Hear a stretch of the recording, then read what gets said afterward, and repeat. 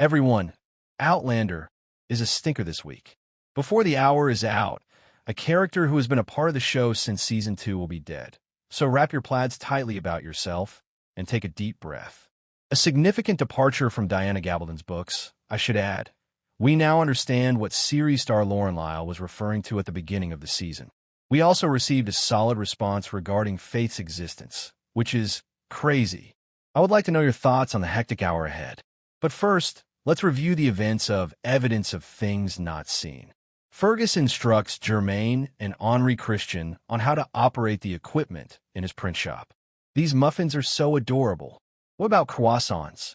In any case, he tells them with pride, the pen is our sword, thinking of how the store will eventually belong to them. It is impossible to set it down. However, some residents of the community are still not fond of Fergus' perceived or actual political side-taking. While Marzali and Brianna are shopping, someone tosses a tomato at them. Later, the family's front door is jammed with the most recent of several anonymous, menacing letters. Nevertheless, the printer and his spouse appear unconcerned, particularly as they dash upstairs for some light-hearted mid-afternoon sex. This serves as an enjoyable diversion from the heartbreaking remainder of the show. The Frasers wake up that night to find smoke wafting into their bedroom. The print business is on fire. While Fergus ascends to the roof, where his sons have been gazing at the sky, Marzali escorts the girls out. Henri Christian and Germaine are unharmed, but flames obstruct the path back through the house. Roger and Brianna arrive as the locals rush to assist in putting out the fire. Fergus uses a pulley system to lower the boys over the side of the roof after tying a rope around Germaine's waist and having Henri Christian cling to his brother's shoulders. When Henri Christian screams that he's sliding, he falls, which is how he dies in the novel, but Roger can catch him and save him. Cheers!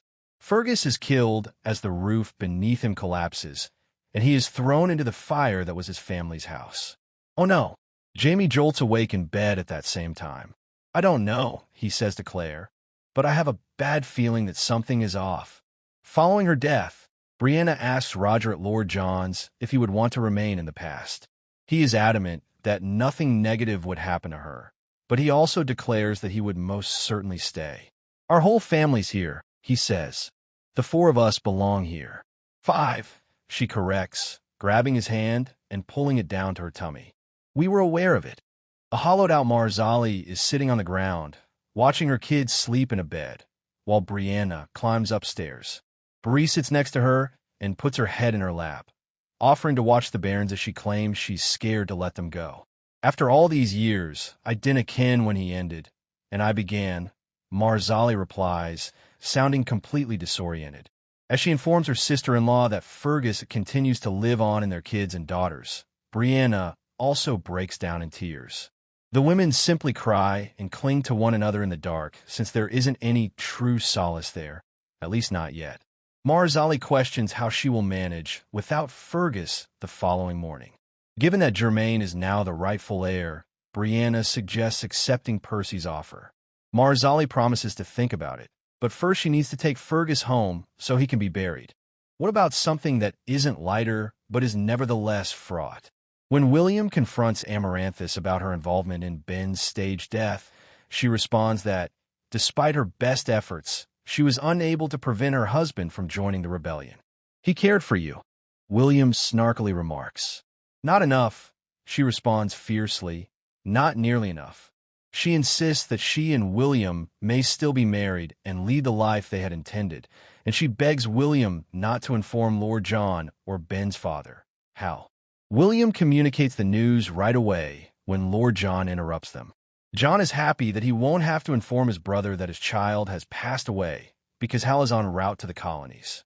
William tries to intervene on Amaranthus's side, despite his earlier rage, but she is adamant about giving Lord John the truth. She refuses to apologize despite William's father being upset about her deceit. My lord, have you ever gone without food? She responds, I have, and I would do all in my power to prevent my son from suffering that destiny. She then flees after slamming her glass against the fireplace. In the evening, Percy visits Lord John's house to inform him about Richardson's journey to Savannah by ship. While Lord John is pleased with the news, he refrains from sharing his intentions regarding the evil redcoat. Percy attempts to reminisce about their shared past at their parents' wedding, but Lord John shows little interest in nostalgia. As they draw closer, Percy softly reminds John of their past affection, leading to a kiss before they are interrupted by William. William, expressing disdain, confronts John about his past as governor of Ardsmuir Prison during Jamie's imprisonment, suggesting a deeper conflict. He questions the nature of John's relationship with Jamie, implying betrayal, and refers to Jamie as a traitor while labeling John as a liar, a skeptic, and a sodomite. This revelation marks a significant escalation in their confrontation. One of Fanny's mementos, a square of lace, has vanished. Fanny informs Claire, who is comforting the upset girl, that the cloth was created by her grandmother in Paris, the same city where Fanny's mother grew up. Claire is profoundly affected by all of this. She thinks of Faith right once and softly asks Fanny for the name of her maternal grandmother. However, Fanny only knows the woman as a grandmother. Jamie's memory is jogged when Claire tells him the story later. When he was living in Paris, he remembers hearing a child inside the lacemaker's store, which was located across from Master Raymond's pharmacy. It couldn't possibly have been their daughter, could it? It's funny that you should inquire. Soon after, Fraser's Ridge receives a letter. It comes from Ian, who was able to locate the reporter who conducted an interview with Jane during her incarceration before her demise. In the notes that the reporter gave, Jane recounts a tale that her grandmother told her. Here it is in its entirety. A peculiar little man from the pharmacy arrived one day with a baby. He instructed her to take care of it and promised to return. If he didn't, she was to locate Lady Brock Twarwick. She then waited, but he never came back. When she went to look for the woman, she was directed to a wine merchant's home, where the servant informed her that the woman had left the country. Our grandmother questioned how someone could abandon such a lovely child. Naturally, she had fallen in love with the infant daughter at that point. My mother found out years later that this woman resided in North Carolina's mountains. Our parents were killed when pirates captured our ship as our family was searching for her. Faith was coming to find us, a stunned Claire adds. Jane continues by saying that she hopes Fanny knows that she would do everything for her and that she hopes God guides Fanny to this unknown woman who would offer her an opportunity to be secure and loved. As a result, Claire and Jamie tell Fanny everything, including that they are her grandparents. I'm the woman she was searching for. Claire introduces herself to the girl as Lady Brock Twarwick.